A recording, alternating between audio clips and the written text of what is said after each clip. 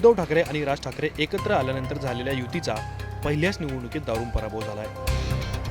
मुंबईतील बेस्ट पदपेढी निवडणुकीत ठाकरे भावांनी उत्कर्ष नावाचं पॅनल निवडणुकीच्या रिंगणात उतरवलं होतं। यामध्ये 21 जागांपैकी एकाही जागेवर ठाकरेंच्या उमेदवाराला विजय मिळवता आलेला नाहीये। शशांकराव यांच्या पॅनलला 14 आणि भाजप आमदार प्रसाद लाड यांच्या पॅनलला 7 जागा मिळाल्यात। त्यामुळे ठाकरे भावांच्या पॅनलचा पराभव कसा आणि का झाला, त्याची नेमकी कारणं काय आहेत, यावर बेस्टच्या कामगार सेनेचे अध्यक्ष सुहास सामंत यांनी प्रतिक्रिया दिली आहे।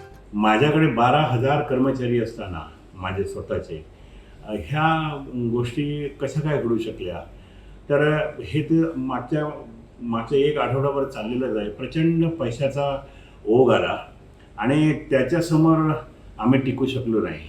मला असं वाटलं होतं की कर्मचारी पैसे जरी घेतले तरी सगळं पाहून मी जे काय बेस वाचवण्यासाठी मागच्या 2 वर्षापासून तडफड करतोय, कर्मचाऱ्यांना घेऊन, प्रवासी संघटनांना घेऊन, लोकांकडे जाऊन, विधानसभेमध्ये, विधान परिषदेमध्ये लोकांना सर्वांना निवेदनं देऊन, फाईल देऊन, मुख्यमंत्र्यांना पत्र लिहून जे काय मी बेस वाचवण्यासाठी करतोय, त्याच्यामुळे माझ्याबरोबर कर्मचारी राहील आणि मतदान करेल असं मला वाटलं होतं। पण देशाचा ट्रेंडच बदलला आहे, त्याला काय करता येणं शक्य नाही।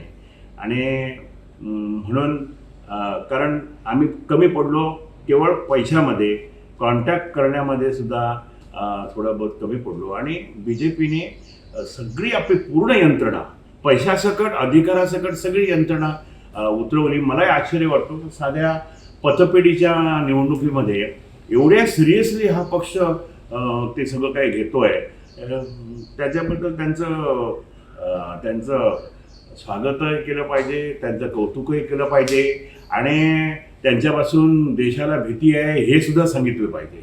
कारण पुढची गोष्ट मिळत नाही तर अशा तऱ्हेचा सत्ता वापर करायचा, अशा तऱ्हेच्या पैशाचं वाटप करायचं की समोरचा हे हतबल झाला पाहिजे, हे चाललेलं आहे। पण मी आपल्याला एक सांगू इच्छितो की माझं वय 70च्या वर गेलेलं आहे। आता मी 25 वर्ष बेस्टच्या कर्मचाऱ्यांबरोबर आहे, त्यांच्या व्यथा मला ठाऊक आहेत, त्यांची संसार काय ते मला ठाऊक आहेत।